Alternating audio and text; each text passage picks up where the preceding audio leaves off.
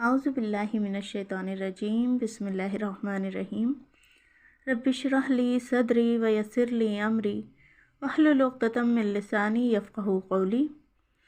हम्दन व सलामन। अस्सलामु अलैकुम व रहमतुल्लाहि व बरकातुहू। रजब का महीना चल रहा है और हमारे माशरे में रजब के हवाले से कुछ चीज़ें हैं, कुछ रस्में हैं जो बड़ी मशहूर हैं और लोग उन्हें इबादत की गरज से करते हैं और सवाब की उम्मीद भी रखते हैं। जिसमें से एक चीज़ है 22 रजब के कूंडे। तो ये 22 रजब के जो कूंडे हैं वो इमाम जाफ़र की रूह को ईसाल सवाब पहुंचाने के लिए किए जाते हैं।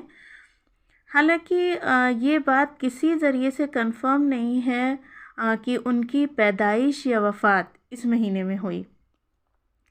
तो एक तो ये चीज़ है कि ये जो 22 रजब के कूंडे हैं वो जो पहली दफ़ा जब इनकी शुरुआत हुई ये हुई 1906 में, यानी आज से तकरीबन 100 साल से ज़ायद कुछ साल होते हैं। तो हालांकि दीन जो है वो नबी सल्लल्लाहु अलैहि वसल्लम के वक्त में ही मुकम्मल हो चुका है ना। तो जो चीज़ें उस वक्त पूरी हो चुकी उनसे कहीं हमें ये 22 रजब के कूंडे नहीं मिलते हैं।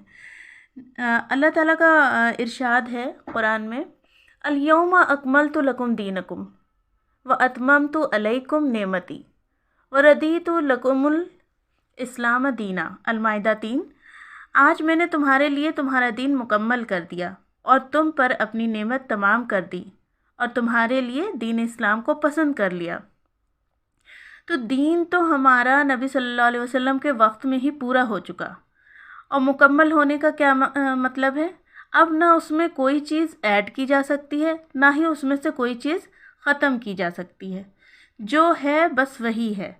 तो ये जो 22 रजब के कूंडे हैं ये 100 साल, तकरीबन 100 साल होते हैं जब से इनकी शुरुआत हुई।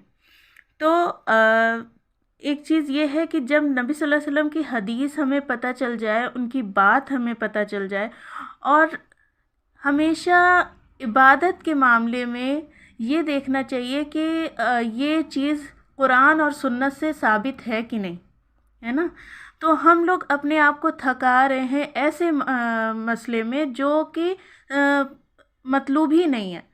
अल्लाह ताला को वो अमल चाहिए ही नहीं जो आप अपने आप को परेशान कर रहे हैं, जिसके लिए वो अल्लाह ताला के नज़दीक कोई अहमियत नहीं है उसकी, और बल्कि वो बिदअत में शुमार होगा। बिदअत किसे कहते हैं, जो चीज़ अपनी तरफ से ईजाद की जाए या अगर किसी ने ईजाद करा है तो उसको फॉलो किया जाए। जैसे सही हदीस में आता है, कुल्लु मुहदसतिन बिदा, हर नई ईजाद की हुई चीज़ बिदअत होती है। व कुल्लु बिदअतिन दलाला, और हर बिदअत गुमराही है। व कुल्लु दलालतिन फिन्नार, और हर गुमराही आग में ले जाने वाली है। हदीस सही रवाहु इब्न माजा व अहमद। तो हमें ये इबादत का मसले में, दीन के मसले में हमें ये ज़रूर देखना चाहिए कि ये चीज़ सुन्नत से साबित है कि नहीं, और या फिर अल्लाह ताला ने उसका हुक्म दिया है कि नहीं। ये दो चीज़ें अगर हैं, उनमें से कोई भी चीज़ है तो आप उसे फॉलो करें, वरना बहुत सारी चीज़ें हैं इबादत के लिए, और जहाँ पे मुश्तबे हो जाए चीज़ कि ये पता नहीं है कि नहीं है तो उसे छोड़ देना बेहतर है। आप और भी कई काम हैं जो कर सकते हैं। दूसरी चीज़ है 27 रजब की रात को इबादत और दूसरे दिन का रोज़ा। ना नबी सल्लल्लाहु अलैहि वसल्लम ने इस तरह किया और ना इसका हुक्म दिया, और ना ही सहाबा ने किया। मक्की ज़िंदगी के आखिरी हिस्से में ये वाक़या पेश आया नबी सल्लल्लाहु अलैहि वसल्लम की मेराज और इसरा का, लेकिन उसके बाद लोगों ने उससे सबक तो लिया, सहाबा कराम ने उससे सबक तो लिया, लेकिन उस दिन को अहमियत नहीं दी, है ना, कि ये किस दिन हुआ या किस रात हुआ। ना ही उन्होंने उस रात को स्पेशल कुछ इबादत करी और ना ही उसके दूसरे दिन का रोज़ा रखा। तो रजब की अहमियत इस हवाले से बिल्कुल भी नहीं है कि उसमें ये रात मनाई जाए, या और फिर इस रात का कोई कहीं से ये साबित भी नहीं है कि ये 27 रजब को ये मेराज का वाक़या हुआ। इसके कई अक़वाल मिलते हैं और मुफस्सिरीन में इसमें काफ़ी इख्तिलाफ़ है कि ये किस दिन पेश आया।